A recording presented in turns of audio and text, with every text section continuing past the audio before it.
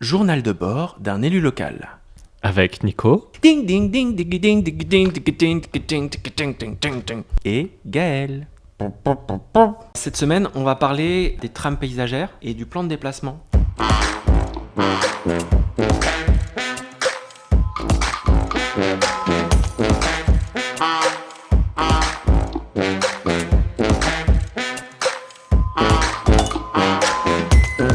Salut Nico. Salut Gaël. Alors, trame paysagère, c'est des politiques de végétalisation, c'est ça ?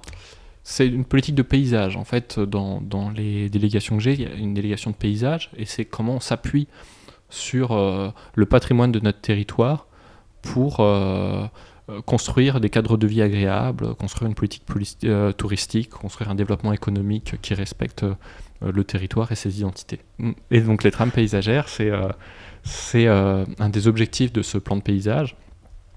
Et je pensais t'en parler parce que ça fait un peu le lien avec ce qu'on s'est dit la dernière fois sur les grands sites de biodiversité. L'idée des trames paysagères, c'est d'accompagner les communes pour développer une manière de se déplacer en ville et de fabriquer une ville qui s'appuie sur son patrimoine paysager, ses réserves naturelles, ses espaces de naturalité, son rapport à l'agriculture et autres pour fabriquer un cadre de vie agréable.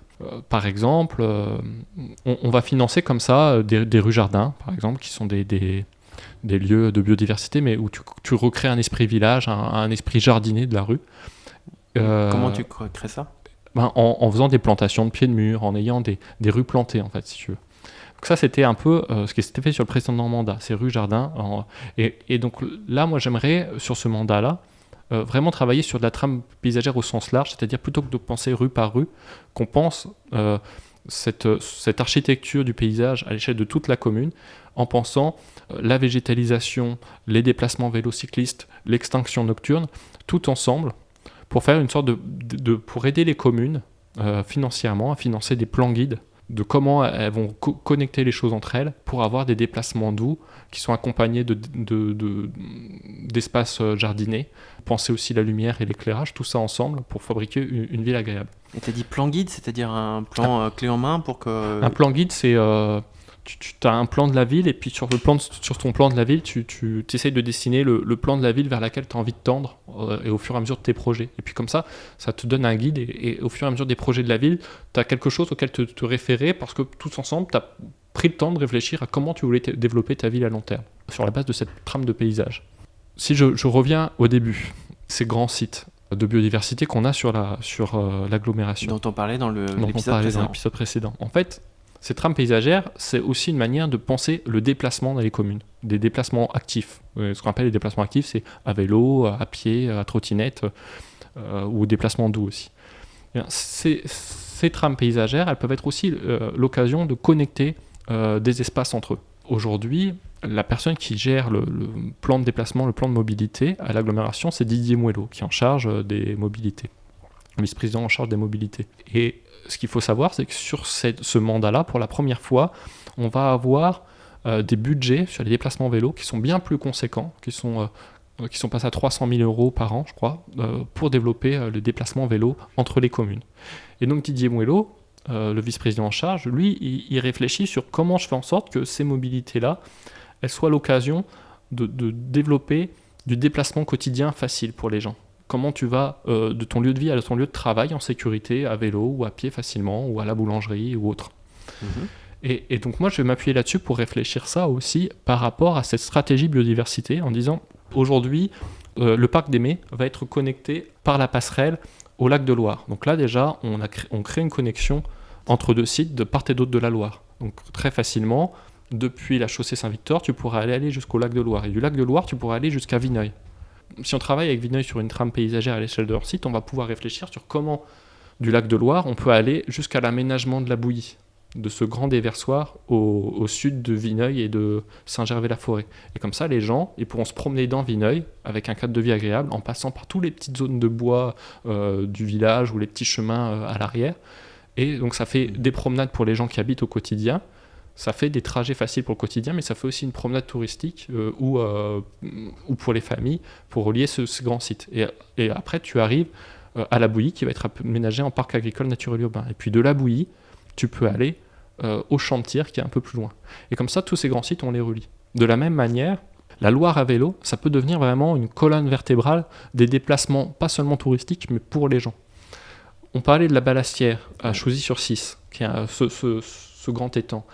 Bien, si on arrive à aménager une voie cyclable qui aille du site de la Balastière jusqu'à Blois par les bords de Loire, en empruntant les chemins d'entretien des digues déjà préexistants, pour les aménager pour les cyclistes, on va pouvoir relier Chauzy à Blois. Et donc c'est à la fois un lieu de promenade pour tout à chacun, mais ça devient aussi un lieu de déplacement au quotidien pour les habitants de Chauzy. On sait que Blois a une politique cycliste aussi qu'elle veut assez forte et affirmée pour enlever toutes les déconnexions cyclistes dans le mandat. En gros, c'est quoi une déconnexion cycliste ? En gros, tu as plein de petites bouts de voies cyclables qui existent dans la ville, et l'idée c'est on fait en sorte d'arrêter les séquences où tu as un bout de voie cyclable, tu n'en as plus, et puis plus loin, tu en as à nouveau une. Comment on reconnecte tous les morceaux de voie cyclable existants. Et aujourd'hui, moi, ce que je vois, c'est un des lieux d'arrivée dans la ville, c'est la gare. Si de la gare, on peut aller au bord de Loire, tout de suite, à vélo, tout de suite, on se retrouve connecté à plein de territoires. Et de la même manière, dans le plan cyclable, ce qu'on aimerait pouvoir faire, c'est pouvoir relier Blois à Fossé et Marolles, parce que ça permet du déplacement quotidien pour les gens qui habitent à Marolles ou Fossé et qui viennent travailler à Blois, mais ça permet aussi de relier Blois au site naturel de Grand-Pierre et Vitin, et de permettre là encore une connexion des différents sites et des promenades familiales du week-end ou autre. Et à la fois on favorise le déplacement cyclable, à la fois aussi on permet la promenade du week-end ou les vacances des vacances pour ceux qui restent l'été. Voilà. D'accord. Et si tu repars sur la trame paysagère, du coup alors là, j'ai plus parlé plan de déplacement, et donc trame paysagère, c'est comment on va penser ces mobilités dans les villes, dans les villages, en même temps qu'on pense les continuités végétales qui sont indispensables pour permettre le déplacement des espèces et de la biodiversité et leur préservation. C'est ce qu'on appelle les trames vertes et bleues.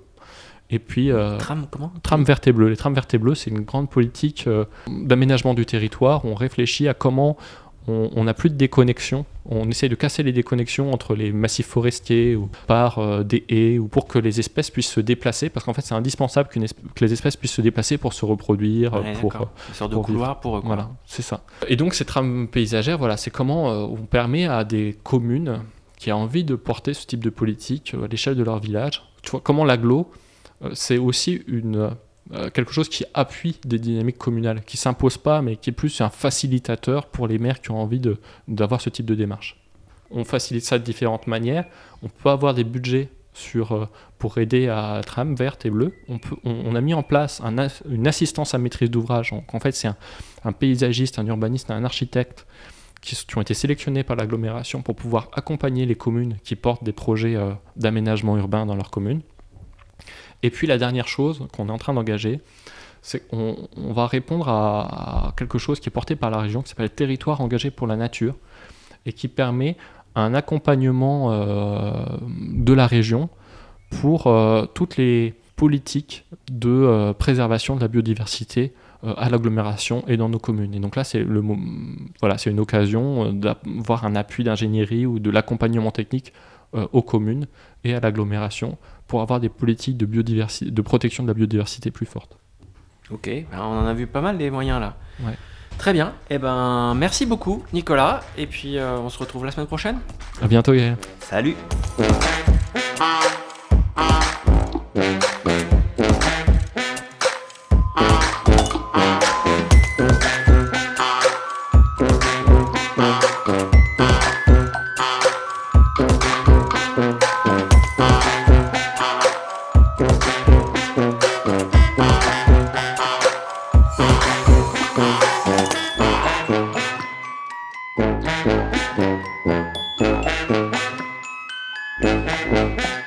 Pop, pop, pop, pop.